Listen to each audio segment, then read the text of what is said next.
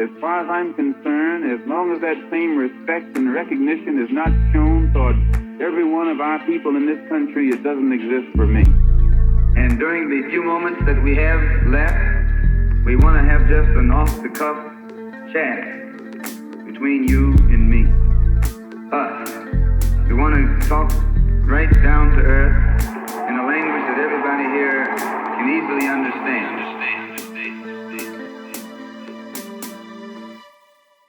Welcome back to another episode of The Malcolm Effect. Today, once again, it's an honor and privilege to bring back a friend, a teacher, a mentor, and someone who continuously runs away from the Malcolm Effect. Nah, I'm just playing. Welcome back, Annie. So good to hear you. Thank you. It's nice to be back. It's been a while. It's been a while. It's been a while. I know you're out there killing the game. Let's go straight into it. Today's topic, I wanted to have a look at Black Marxism. And I guess the impetus behind me wanting to have this discussion lays on what I've seen prior to joining the academy and also my time into the academy. There is a centrality that this book is given in terms of struggle, in terms of thinking about blackness, and in terms of thinking about how black people can utilize, or if they should utilize, the tools of Marx. And the book itself is called Black Marxism. I and many others, when first encountering this book, think, oh, this is a book that's about to be explaining or teaching me about a synthesizing of Marxism and blackness. But it seems like it's not the case. So, first things first, do you mind just giving the context in which this book is written in? Yeah, so I guess a few things to note. So the book originally comes out in 83, and one could say that the reception to the book was relatively muted. It's only really in the 21st century that it's become more and more of a sort of clarion call and come to Mm-hmm. dominate some departments in terms of how people think about the relationship between the Black radical tradition and Marxism. Mm-hmm. Um, but a couple of things I kind of want to flag about that 83 context. I think one can kind of think about the 80s as a time in which we're seeing a reconsolidation of Mm-hmm. blackness and what blackness means. We're seeing a kind of retreat in Mm-hmm. terms of the Black struggle, which we had seen in the mid 20th century, in the 60s and 70s, though that's not to say by any stretch of the imagination that it disappeared by that time.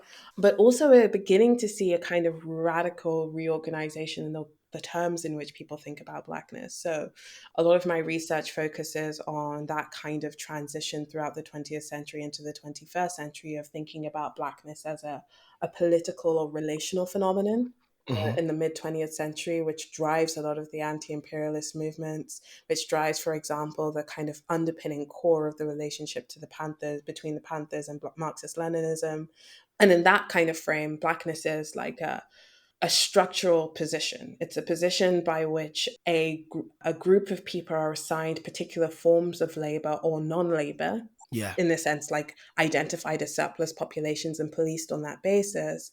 But it's a relationship to the means of production, Yeah. one sense, and also a relationship to political structures, right? As we move through the 20th century, certainly it emerges more aggressively. It's not to say that this phenomenon wasn't in existence before that. I mean, like there's always been sort of nationalists, Black nationalists, and stuff like that, right? But they were Yeah. relatively muted compared to the widespread like Marxist Leninist Black movements that we saw in the 60s and the 70s. As we move into the 80s, what we're seeing is a resurgence of this idea of Blackness as an ethnic phenomenon, Mm-hmm. this idea of like a core biological core to Blackness. And Stuart Hall kind of describes this difficulty with trying to unpack what Blackness is in political theory, in a sense, on the one hand, trying to escape sort of biological determinism when it comes to Blackness, or the biological trait as he Yeah. refers to it. But on the other hand, constantly, and I think the book kind of suffers from this in some senses, relying on it at times, whether it's Oh, wow. Okay. like a definition of Blackness which is rooted in heritage, the Yeah. idea of natural transmissions of theories or political outlooks or struggle between generations rather than that being a product of material and conscious work being done by people. And then the final thing that I would say is that, I mentioned earlier that the response initially was quite muted. Yeah. Like, in a sense, the book is really ahead of its time in Mm, it being a temperature pulse. It's largely responding to some of the historiography that's coming from a particular strain of white Marxists. It's ahead of its time in that it comes to touch on some of the core issues of racialism and culturalism which dog contemporary politics. I realized mm, it was an issue. I mean, in the early 2000s, not in the 2000s, Paul Gilroy writes this book on against race, right? yeah. And it's a meditation in a sense of how race has come to define our politics, whether it's like Mm, racial politics of the state or anti-racist politics, which is still racial in nature from below, right? yeah. And I think that that kind of speaks to a lot of the contemporary popularity of the text. It seems intuitive to people that there is this kind of long thread of Black struggle, which is defined less so by political traditions, but more so by ethnic connections. Thank you so much. I mean, given that is the context of the book and it's almost seen as a response to white Marxists in the 80s in the UK at the time, is that correct?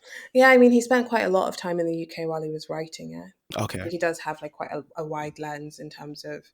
I mean, he's quite strident in taking the particular strains of Marxism that he's referring to mean Marxism in general. Mhm. No, I get that. But we can talk about that a bit more. I mean, there are passages of the book where he talks about Marx and Engels, like references to specific like European societies, and Yeah. he believes that that kind of can only mean that there's a racial ethnic bias in the way that Marx and Engels are approaching the question of both productivity and resistance, but also sites of potential struggle under the context of capitalism. Okay, so I mean, we can go back onto that Mhm. and hopefully unpack that further. But do you mind just, I mean, people can read the book. And then there's even lectures on YouTube people can watch regarding the book. But perhaps you can give maybe a brief overview of the book and maybe commenting on what you think it does well and what you think are its limitations. Yeah. So, in terms of an overview, I would kind of like organize that by the three kind of key arguments which jump out at me. So, the first is around Marxism and the Yeah, kind of inherent, like, Eurocentric vision of Marxism that he presents. The idea that, yeah. like, Marxism is built in the particular context of Europe. And so, as a consequence of that, like, it's structurally unable to account for some of the particular political questions which are raised by the Black question. So that's one. And then two, an account of the development of racialism. So Okay. he's quite painstaking in describing the kind of racial dynamics or ethnic dynamics of Europe prior to the transatlantic slave trade as a Hmm. precursor to some of the ways in which race is used in that context. So he's arguing for race or ethnicity as an import of Europe in the context of the transatlantic slave trade, which comes to kind of like dominate global politics. And Hmm. then thirdly, he's kind of looking at the tradition of resistance, the Black radical tradition in a sense, right? The tradition of Yeah. resistance that emerges in response to this. And he kind of like takes a lot of Black communist thinkers Hmm. um, and kind of like gives us a context to the particularly Black modes of thinking that they have. Now, I really want to be clear here. Yeah. I don't think that it is true to say that there aren't any particularities to Black Marxism. I consider Hmm. myself to be a Black Marxist. I think we've done an episode on that before. It's funny, I was listening to it last night again, but yeah. Yeah. But I think it's crucial that maybe the point of distinction is I don't think that Black Marxism is a tradition that is exclusively owned by people who, in the common lexicon today, would be described as Black. And I think that there's a difficulty that I have, and this kind of speaks to some of the limitations with an account which I don't think that he wants it to be foreclosed to the extent that it has come to be, but an account which is rooted in blackness or Black political traditions as like a hereditary in a sense, as like a movement in the Black body or a spirit in the Black body which emerges, right? I think that we can look across the globe and see that there is a human will to freedom, which Absolutely. manifests itself in many different contexts. And I think a wider angled picture of radicalism as not simply something defined by great dead men who wrote Yeah. some text, but by movements has Yes. been the engine of history, of which those great dead men were in fact part of. So I think that kind of view shows us that there is actually a lot more in common than people think. That being said, things that I think that the book does well. Yeah. I think it opens up a conversation, Okay. provides an opportunity to put a particular register of like Marxism, which was developed in the 20th century and has come to dominate. I mean, we can't say that neither of us can say that we haven't encountered like quote unquote class versus Marxists who like don't Yes. actually understand class because they don't understand the role of like sociological phenomena in the formation of class itself, namely Yes. race. But I think he provides an opportunity for us to question that. I'm not sure that the answers that he offers us are necessarily particularly helpful ones. I feel like Yeah. it's quite polemical to the extent of maybe allowing that to blind or to blind or shield us from some of the other dynamics that are at play. I think there's a massive glaring hole Okay. in that. I mean, it's true he takes a set period, but like this is the 1980s, just after the 60s and 70s, where there are mass movements around the world which define themselves as Marxist-Leninist and are black. And I don't think he speaks enough to how those movements reconcile themselves with Marxism, because I think that actually offers more generative answers, right? And I think that it kind of brings to the fore, and maybe this is the space for conversation, the distinction between a Marxism which is rooted in an understanding of a set of conclusions written by a guy in the 1800s, despite the fact that there were huge developments in global capitalism and imperialism after that man died. Yes. So that's one. And then like treating them as applicable over time and space. I think that's a terrible way to do Marxism Agreed. versus the kind of vision which I think that everyone from like Lenin to Mao to Huey Newton take up of Marxism as a hermeneutic, or like Marxism as a set of questions about the world, right? An immanent Hmm. critique of the world that we inhabit, not the world that was inhabited 100 years ago or a world that was inhabited 200 years ago. What are the dynamics of capital on today's world? And what opportunities does that dynamic of capitalism provide us to resist? And I think that there are Black people in history who've done that brilliantly. And I think that if one were to seek a history of Black Marxism, Yeah. I don't think that by the title this text actually offers that. Okay. No, I hear that.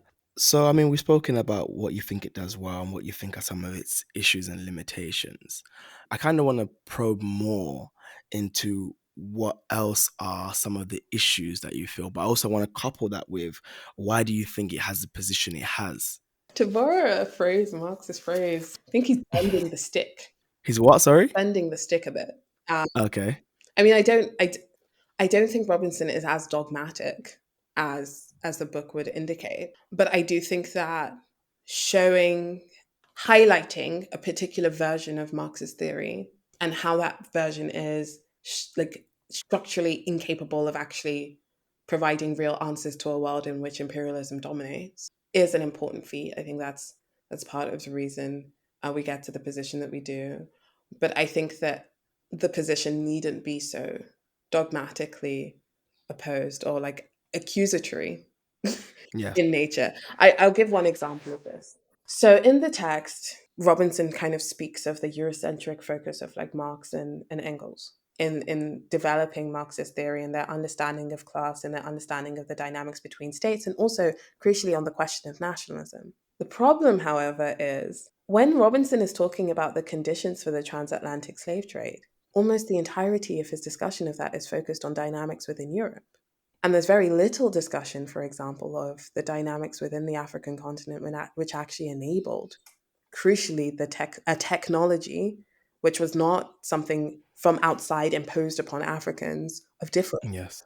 we can call it tribal, ethnic, racial, whatever we want to call it. There was a Yeah. technology of difference and Yeah. a differentiation of communal identity, which is the reason why conquest was one of the major kind of dynamics of slave catching. Yeah. And so, like, I think there is an irony in a sense of like making the accusation of Eurocentrism whilst failing woefully to address actually what are the dynamics on the continent which make Africa a place primed for the meddling of imperialist powers, or make Africa a place primed for the trafficking of humans on an industrial scale. Um, Yes. yeah. So, okay then. I have a question about Robinson as it regards to his understanding of the big question, his understanding of dialectical materialism and his presentation of that. Do you mind just commenting on that? Yes.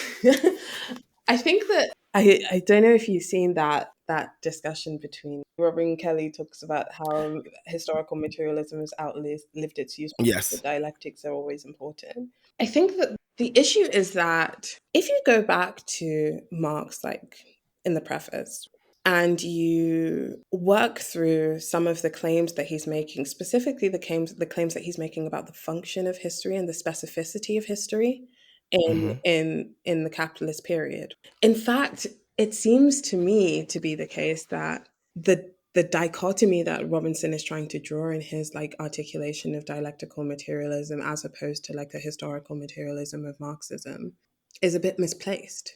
Okay. I think that what he's kind of trying to argue for is a particular misreading of Marx being elevated as like the way that Marx thinks about history. I don't think that at any point, Marx is claiming to offer us a history of all things over all time. And I think that, like, in many senses, his method or articulation is trying to separate or distance itself from something which is actually not too different from what he's trying to do, which is the reason why so many Black people could take it up and use it. I think there's a crucial kind of context to this. Like, if you look at Huey Newton's writings, you hear dialectical materialism far more than you hear historical materialism. You hear specifically more of a reference to an understanding of not necessarily drawing a sharp distinction in the way that Robinson thinks that Marxists do between the relationship between the like economic base and the superstructure. I think we had this conversation before. I'm not sure if I said it in the previous thing about the letter from Engels, where he's kind of like talking about the mistake that he and Marx makes. Actually, I might pull it up. So give me a second on that one so that I can just read it out, because I think it's quite powerful. But yeah, I think that it just seems strange to pick out a tool of Marxism and divorce it from its roots. I don't know. What do you think? No, I think oftentimes when I heard the conversation between Robin and VJ, and funnily enough, I actually asked Robin DG Kelly this question Mm, on the Malcolm effect, and I asked him about what he meant by dialectical materialism has run its course, as it were, and wait, historical materialism, not so dialectical. historical materialism has run its course. Hmm. But he also said dialectical thinking is still relevant. Yeah, yeah, yeah, for sure. But so when I asked him, he said because, and again, funnily enough, at the time I was still new to a lot of the concepts. But at the time, I remember thinking to myself, but my reading of Marxism and how latter Marxism 20th century, let's say Amilcar Cabral, for example, or Rodney Yeah. have deployed dialectical materialism, isn't the same in the same. This can't be defined the same way as someone like Robin D.G. Kelly is saying how it is. Mm, As if to say, for me, I understand historical materialism to be a specific definition or an explanation on the transition of epochs mm, as it pertains to production and political economy. mhm, That's how I understand historical materialism. It's an account of the unfolding of history and who is the motive force of in that change, and how the change in production will birth, a new a new epoch and a new relationship between the people in those modes of production. That's how I understood it. But when I heard it, when I heard the presentation of others, and I think Robinson does the same, that wasn't what yeah, it wasn't the same thing he seems to be speaking to. I don't know. What do you think? I think to sketch a picture of the transition of epochs is not the same Hmm. thing as to argue that those things are an inevitability. Exactly. And I think that that's the situation that Marxists of the 20th century found themselves in. But two Yeah. things. One has to remember that and Kelly makes this point as well, in the 60s and the 70s, like the socialists were winning. People genuinely thought that they were on the eve of revolution. And so that transition from capitalism to socialism to something different, when you're fighting with the global majority against the forces of imperialism, Yeah. is something very palpable. But then I think that it offers an opportunity to kind of reflect again on the way that Marx treats the question of history. It's not that Marx in his lifetime did not see defeats. We think about the 18th Brumaire. He was Exactly. like trying to understand, okay, well, all of the conditions are set, so what's the missing thing? And I think that's why I really want to read from this. So, but in essence, he says, I have interpreted your first main phrase in the following way. According to the materialist conception of history, the factor which is in the last instance decisive in history is the production and reproduction of actual life. More than this, neither Marx nor myself ever claimed. If someone has distorted the meaning in such a way that the economic factor is the only decisive one, this man has changed the above proposition into an abstract, absurd phrase which says nothing. The economic situation is the base, but the different parts of the structure, the political forms of the class struggle and its results, the constitutions established by the victorious class after the battle is won, forms of law, and even the reflections of all these real struggles in the brains of the participants, political theories, juridical and philosophical, religious opinions, and their further development into dogmatic systems, all this exercises also its influence on the development of the historical struggles and, in cases, determines their form. It is under the mutual influence of all of these factors, rejecting the infinitesimal, I can't ever say that word, number of accidental occurrences, that is, things and happenings whose intimate sense is so far removed and of so little probability that we consider them non existent and can ignore them, that the economical movement is ultimately carried out. Otherwise, the application of the theory to any period of history would be easier than the solution of any simple equation. And here's the problem: historical materialism tells a really pretty story, but real life isn't neat. And that's something that Exactly. both Marx and Engels understood. And I think that what they're trying to do is, like, specifically Marx, just understand this, like, this concept of like abstract histories. And it's ironic that his intervention formulates itself essentially as an abstract history and prophecy Yeah. of a world in which we have not yet inhabited. Now, even if we take it to if we take it to another kind of realm, Marx talks about capitalism producing its own gravediggers. He Yeah. doesn't say it was necessarily true that the gravediggers were going to dig. True. And I think that's the thing that people maybe understood at a time. A lot of the traditions today we associate with identity politics, like some of the earlier thinkers really engaged with, even down to the like subalternists, really engaged Yeah. with Marxist theory because it wasn't so foreclosed. And I think there's a whole piece to be said about, and this is again why I think there's an importance to this work, because it offers us opportunities to answer certain questions. There's a whole Yeah. piece to be said about how this particular version or vision of Marxism has come to dominate, one which actually offers us no solutions because it traps us in past, it traps us in history. But I want to kind of pivot back. I think in many senses maybe the argument that I'm making is, aside the question of biological determinism or the question of like racialism, Yeah. there's not much difference in the vision of Marxism that I picked up from the traditions of Marxism I come from, the Black Yeah. radical tradition. I've stolen that phrase, or the Black Marxists, or the anti imperialist tradition, or the national Yeah. liberation tradition. It's not that much different from what like Robinson is advocating as an alternative. So it's not like the blueprint didn't exist. But I think it's important also to kind of mark that out from nationalism, specifically Black nationalism, which is what I feel like at times he's trying to reinsert into this politics. To take one case study, it is a common theme for nationalist struggles to initially develop as reactionary struggles. Yeah. You are reacting to colonization. Even in the imperial core, the Black population in America is reacting to what is, as Huey Newton describes, an internal colonization. And so it's just like a seeking to invert power. White Hmm. people have power now. We have to struggle so we have power. We have control over our destinies. But people don't really stop and think, who's the population of people who constitutes that we? Yeah. Who doesn't have power in the society? Mhm. Now, there are sections of the African societies that were colonized who always had power and Yeah. still have power. Likewise, there are sections of the European populations that we talk about as if they're like structurally empowered, who never really had significant power or control over Yeah. their own lives and still don't have significant power and control over their own lives. We can see that unfolding in the economic crisis right now, right? And so that neat distinction, this Manichaean world that he tries to build, isn't necessarily as it seems, which requires us to probe a bit further. And that's what people did using the tools of Marxism. Well, rather than assuming based on abstraction where power concretely lies, let's analyze where power concretely lies. Because if Robinson had done an analysis of what was going on the African continent, we can trace some of the groups of people who developed their like empires, their wealth off the back of the slave trade. Yeah. They are still able to exercise dominance and power through that. Hmm. We can trace the dynasties that were built. We can even think about some of the heroes of the Black nationalist kind of canon, the Mansa Musas of the world, Yeah. concretely had power.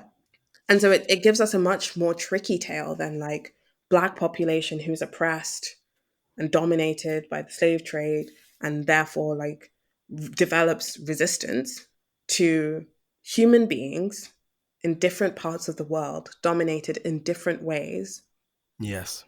who are responding to that domination. So, yes, the answers in Europe are going to look different to the answers on the African continent. But that's the purpose of solidarity, of drawing analysis across geographical lines. And I think that if anything that people take away from like what I'm saying about this, and I apologize, I'm sort of happy for people to like message me and ask me for like deeper engagement with particular issues. Yeah. But if anything that people take away, one of the most insidious things that could happen is that we of the global south are divested of Marxism as a tradition of ours, as a tradition that we contributed to, as a tradition that we transformed, but also ultimately as a human tradition, which any of us, even if we hadn't yet contributed to it, could lay claim to. And I think that battle line that we get in the text is really kind of harmful in potentially producing that. I don't know if that's his intention though. Thank you. That is a neat segue to my final two questions. So, according to Robin Kelly in the foreword of the book, Robinson is concerned with locating the persistence of Black nationalist politics amongst a variety of movements.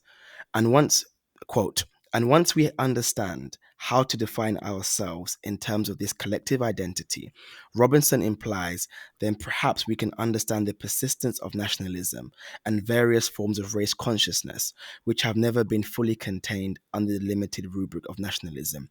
End quote. Black Marxism is less interested in whether or not these collective forms of struggle and consciousness are essentialist. Instead, Robinson wants to know where they come from and why they continue. Sorry, that was the end of the quote. Is it important to explain the persistence of Black nationalist politic? And what makes the persistence of a Black nationalist politic amongst Black people unique from other racialized peoples? A few things. I do think it's important to trace the developments and transmutations of Black nationalist politics. Hmm. It's really important. It's of urgent importance because it, in a sense, also contributes to the persistence of racialism. Yeah. That being said, I think there's a particular focus on Black nationalism for some of the wrong reasons. Okay. I think one of the wrong reasons is the presentation, as I kind of flagged earlier on, of Black nationalism or Blackness as a politic without roots. The idea Mm, of difference as something which is imported to the continent. And that yeah. isn't done deliberately, like it or isn't done explicitly. Isn't like, oh, everyone on the African continent was living kumbaya and like then we came along or then Europe came along and like divided us up. Though some quarters, some really, yeah, dire do that. It's done by omission, Yeah. like serious intellectual engagement with the dynamics of difference on the African continent. And so blackness or black nationalism or African nationalisms can be presented as unique phenomena. But I do think there are reasons why blackness is unique.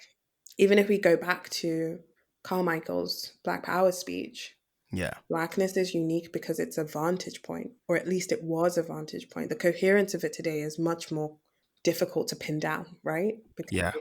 it's not necessarily fitted in the same way to a particular class position, and it's abstracted to Yeah. the extent that the same corrupt leaders who funnel millions, or subaltern leaders, absurd, So you cut out for when you said the same corrupt leaders. Say that well, again. who funnel like millions of dollars out of African economies every year Yeah. through corruption, get to present themselves as subaltern. Like, that abstraction is not helpful. But like Carmichael, understanding it as a vantage point in a particular moment in history. Yes.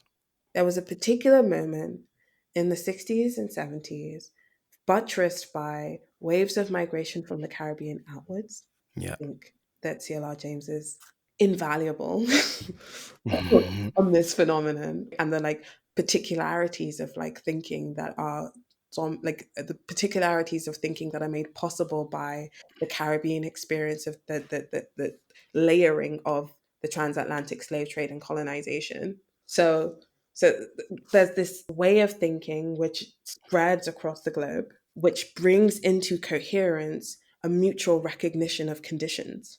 And that Mm. mutual recognition of conditions isn't limited just to Black people. It's defined by those, isn't limited just to like descendants of Africans. It's defined by those collective struggles. Exactly. That's why someone like Dick Gregory can talk about cats who think Black. Yeah. Why someone like Walter Rodney can say that like Black study is not just the study of African people, but Yeah. a way of thinking about the world from the African vantage point. Exactly. So I do think there's that kind of usefulness as a vantage point. I think there's also a piece about Black diaspora and the conditions of Black diaspora, which Hmm. Newton puts really beautifully, right? There's a reason why Black struggle was placed at the forefront as a vanguard in the 60s Yes. and 70s. And part of that reason was because there are significant proportions of Black people around the world who do not have a land to lay claim to. Yeah. And that condition forces a type of thinking. I mean, there's not really many kind of realistic visions of like what Black nationalism can look like in the United States in concrete terms. Yeah. Do we like divide up the states, and what would be the likely reaction? But that's put that to the side for a second, right? Yeah. There are particular ways of thinking which are made possible by the condition of not having a land to lay claim to, which Hmm. tend towards universalism.